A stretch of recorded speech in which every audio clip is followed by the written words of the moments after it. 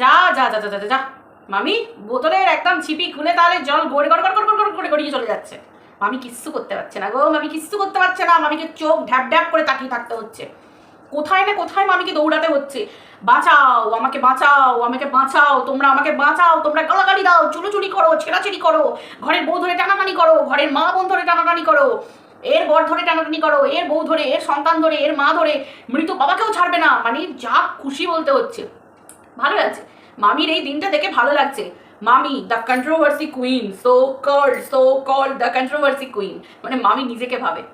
হ্যাঁ, মামির ওই চুলের কন্ট্রোভার্সি করা চ্যানেলটায় বসে বসে মামি এতদিন ধরে অভিশাপ দিয়ে এসেছে, মায়েদের কোল খালি হওয়ার অভিশাপ দিয়ে এসেছে, এর জন্ম পরিচয় টেনে কথা বলেছে, এই গুরুজনকে সোশ্যাল মিডিয়ায় ভরা বাজারে উলঙ্গ করে দিয়েছে। কার কার জীবন ধ্বংস করেনি, প্রত্যেকটা মানুষের জীবনকে ধ্বংস করে দিয়েছে। শুধু টিনা পাত্তা দেয়নি, টিনা যেতে দেয়নি বলে ফোকলার সঙ্গে হাত মিলিয়ে টিনাকে ধ্বংস করতে ছুটলো। স্বাভাবিক, মামি তো ফ্রাস্ট্রেটেড। মামি কারোর কোনো সুখ সহ্য করতে পারে না। যেখানে কেউ সুখে সংসার করবে মামি সেখানে সংসারে ভাঙন ধরাতে যায়। আজকেই তো একটা শুনলাম মামির ভয়েস, যে এই তাড়াতাড়ি আমাকে পাঠা, তাড়াতাড়ি পাঠা, এক্ষুনি পাঠা, ভীষণ আর্জেন্ট, সো ইমিডিয়েট। কেন? Too much immediate, too much urgent. কেন না হচ্ছে মামি ভিডিও করতে বসবে, মামিকে তো পিন্ডি চটকাতে হবে, তাহলে কি করতে হবে, মনিবের পোষ্য হয়, মনিবের পা চাটতে হবে। মানে বুঝতে পারছো, এ যেখানে যায় সেখানে তাকে মনিব বানায়, মানে তার পোষ্য হয়ে থাকে। মানে কি না কি করে গেছে তোমরা দেখেছো। দুদিন আগে যখন এর মনিবের সঙ্গে বিরাট ভাব ছিল, তখন মানে মনিবের পায়ের জুতোকে চটে চটে কামড়ে, মানে মনিবের জুতো মনিবকে কোনোদিন জল দিয়ে ধুতে হয়নি, বাইরে থেকে এসে কোনো দিন ধুতে হয়নি, এই পোষ্যটা চটে চটে চটে সাফ করে দিয়েছে। আর আজকে দেখো, যেই তোমার কি বলে ইয়ে, তোমার ওটাকে কি বলে বলো না, আরে ওই যে নিজের আখের ফুরিয়েছে, সঙ্গে সঙ্গেই ব্যাস শুরু করে দিয়েছে পিন্ডি চটকানো। এই দুদিন আগে পর্যন্ত কত কি বলে গেছে। আজকে এখন মনিবের বরকে বসে বসে না আমার অকর্মের ঢেকি, এই তার কাটা, এই কাটা, আর এতদিন পর্যন্ত চোখের মনে ভেবে ভেবে ভেবে ভেবে ভেবে ভেবে এই গেঞ্জিটা ভীষণ ভালো লাগবে, এই টি শার্টটা ভীষণ ভালো লাগবে, কি মিষ্টি লাগে, তাই না?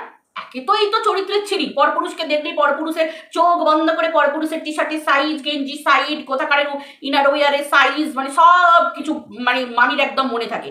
কারণ মামি তো এই সব করে চলে। ঘরেরটা তো ভেড়া, ঘরেরটা তো কোনো কমে লাগে না, যোগ্যতায় লাগে না, লজ্জাও নেই।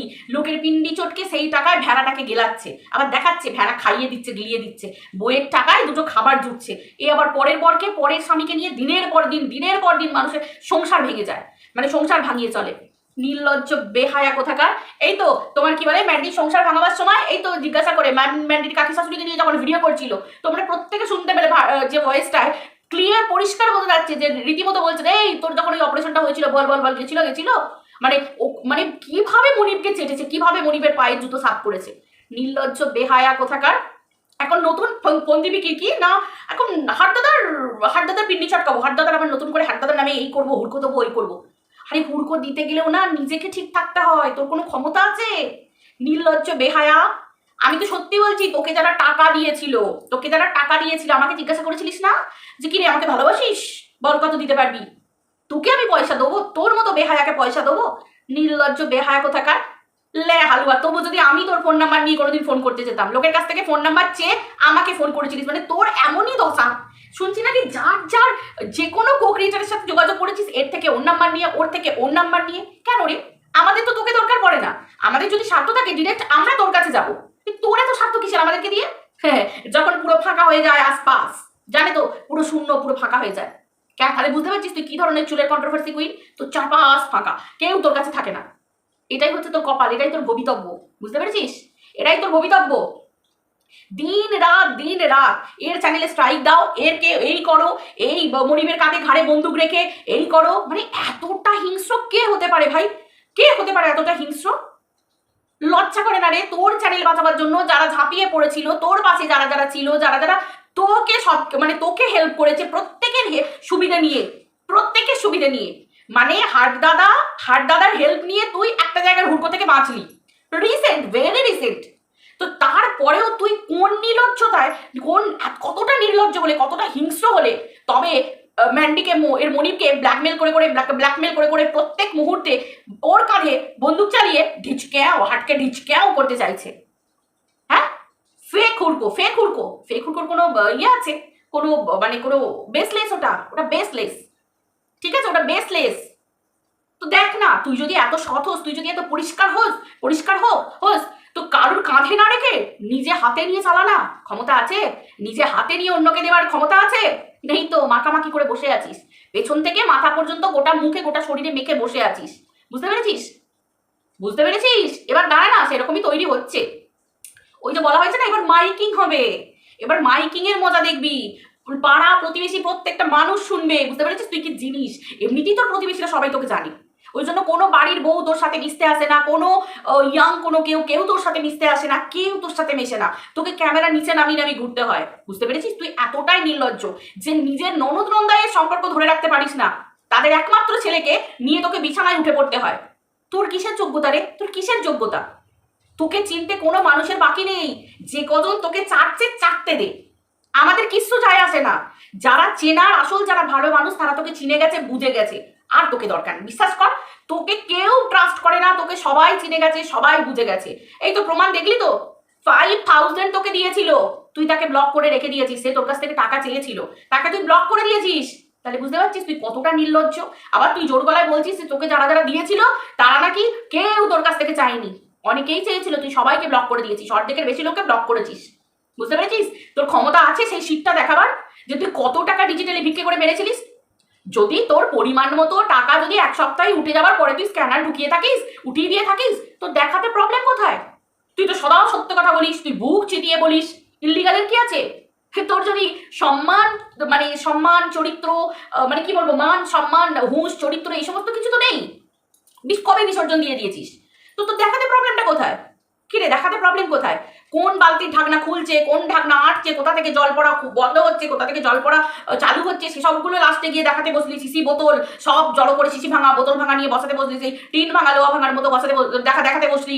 তাহলে এটা দেখাতে প্রবলেম কোথায়, যে কত হয়েছে, কত জুটিয়েছিলিস? হ্যাঁ, এমনই জুটিয়েছিলিস যে রাতারাতি ইনকাম ট্যাক্সের ফাইল তৈরি করতে গিয়ে যেতে হয়েছিল, যেখানে মানুষের বাৎসরিক হিসেবে ধরে ট্যাক্স দিতে গেলে। সেখানে এমন কি করলি তুই, মাসের মধ্যে এক সপ্তাহে এমন কি রোজগার করে নিলি যেখানে তোকে রাতারাতি ইনকাম ট্যাক্সের ফাইল তৈরি করতে হলো?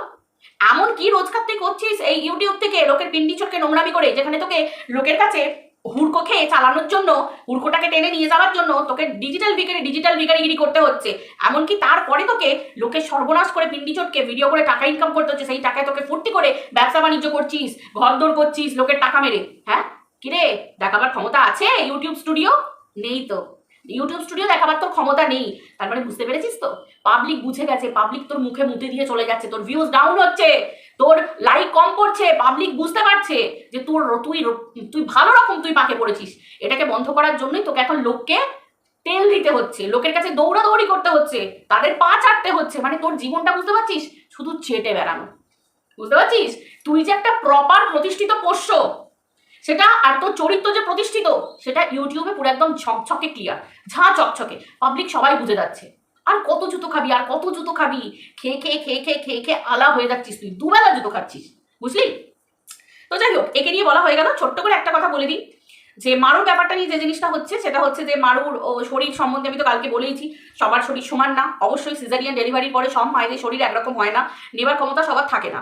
কিন্তু একটা জিনিস ছিল, যেটা হচ্ছে মারুর নাইটি করে বসার পর একটা ওড়না নেওয়া, যেটা আজকে মারুর ভিডিওতে দেখলাম অলরেডি ও ওড়না নিচ্ছে।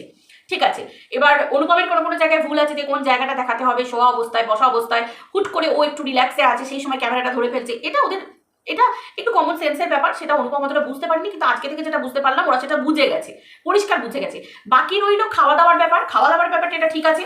বিছানায় বসে যে জায়গায় বেবি শুচ্ছে, যে বেডে বেবি শুচ্ছে, তোমরা যখন স্যানিটাইজড, পুরোপুরি ফুললি স্যানিটাইজড হয়ে বেবিকে নিতে আসছো, বা বেবিকে কোলে নিচ্ছ, বা বাইরের লোকজন স্যানিটাইজড হয়ে তারপর বেবির কাছে ঢুকছে ঘরের মধ্যে, তো সেই হিসেবে একটা খাবার যখন খাচ্ছ বিছানার উপরে, সেই বিছানাতে যেখানে বেবি শুয়ে আছে, সেই জায়গাতে একটা সদ্যজাত বেবি, তো সেই জায়গাটাতে খাবার খাওয়ার জন্য হয় একটা টেবিল ইউজ করো, অথবা একটা বড় করে পেপার পাতো, অথবা একটা সেই জায়গায় একটা কিছু পাতো, সেটা রেক্সিন টাইপের কিছু হোক, বা ক্লথ টাইপের কিছু হোক, টেবিল ক্লথের মতো ছোট সাইজের ক্লথ পাওয়া যায় ভাত খাওয়ার জন্য বা খাবার খাওয়ার জন্য, অথবা একটা ছোট টেবিল কিনে নাও।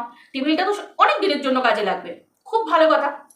এবার হচ্ছে অবভিয়াসলি বাইরে গিয়ে মারু খেয়ে আসতেই পারে। অনেক সময় আমরা মায়েরা যারা সদ্য মা হই তারা ঝট করে খেয়ে আসার মতো সিচুয়েশন হয়তো থাকে না। অনেক সময় বাচ্চা কাঁদে, বাচ্চাকে কোলে নিয়েও খেতে হয়, বা অনেক সময় কেউ কোলে নিল, মানে অনেক রকম প্রবলেম থাকে। তো সেই হিসেবে একটা ছোট টেবিল হলেও ভালো হয়, বিছানার উপর সরাসরি খাবারটা না রেখে। এবার মানুষ শরীরে যেটা কাজে লাগবে, সে যদি হজম করতে পারে, তার যদি শরীর খারাপ না হয়, তাহলে সে সেটা খেতে পারে। অবশ্যই খাওয়া দাওয়া হজম করা, হজম শক্তিটা যেটা নিজের কাছের ব্যাপার। এবার সেটা মশলা জাতীয় মশলা, অতিরিক্ত মশলাদার, অতিরিক্ত তৈলাক্ত খাবার না হলেই হলো। আর যেভাবেও খাবার খাচ্ছে দেখতে পাচ্ছি, খুবই সিদ্ধ পগ্ন এইসব ব্যাপার। এবার রইলো অনেকে বলছে যে সিজারের পরে কে ভাই সকালবেলা ব্রেড খায়। দেখো, বানানা খায় সেটা জানি, কলা খায় সেটা কাঁঠালি কলা, কেউ সিঙ্গাপুরি কলা, যার যেটা হজম ক্ষমতা। সিঙ্গাপুরি কলা সাধারণত খায় না, কারণ যদি নিজের বাচ্চা যদি ব্রেস্ট ফিড করে, যদি ভিতরে অম্বল মানে অ্যাসিডিটি অনেকের হয়, মারুর হয়তো হয় না কিন্তু হতেও তো পারে, তখন সেটা সাফার করবে বাচ্চা। সেই জন্য যতদিন ব্রেস্ট ফিড করছে মাকে একটু সাবধানে খেতে হয়, কারণ কোনো মাই চায় না বাচ্চাকে কষ্ট দিতে। একটা কাঁঠালি কলা খেলে কি, কাঁঠালি কলাটা অতটা অম্বল করে না, মানে অ্যাসিড রিফ্লাক্স বলো বা অ্যাসিড যাই হোক যেটাই বলো না কেন, অ্যাসিডিটি চট করে আনে না। তো সেই হিসেবে কাঁঠালি কলাটা খাওয়াটা ভালো। আর পাউরুটিটা খায় না কেন, মানে ব্রেডটা খায় না কেন, ব্রেডটা সাধারণত খাওয়ার পরে অনেকের হজম ক্ষমতার অনুযায়ী বা ব্রেডটাও খুব ওই অম্বল টম্বল ব্যাপারটা এনে দেয়। তো সকালের দিকে আমার মনে হয় ভাত, ডিম সেদ্ধ, একটু সামান্য ঘি, কখনো একটুখানি সামান্য বাটার, যেটা শরীর অনুযায়ী। এবার অনেকে বলছে কালো জিরে বাটা, এই বাটা ওই বাটা। দেখো, কালো জিরে বাটাটা ঠিক আছে, কিন্তু যাদের প্রেশার হাই থাকে, বিপি চেক করতে বলেছে, তো বিপি যাদের চেক করতে হয় এবং বিপি হাই থাকে, সেখানে কিন্তু কালো জিরেটা, অত্যধিক কালো জিরে বা কালো জিরে বাটা খাওয়াটা কিন্তু খুব একটা ভালো না। কারণ আমাকে যেমন ডক্টর বলেছিলেন, এই যে কালো জিরে বাটা, এই জিনিসটা উঠে অনেকেই বলে পুরোনো দিনের, এটা অনেক মানে পুরোনো দিনের এটা হচ্ছে খাবার।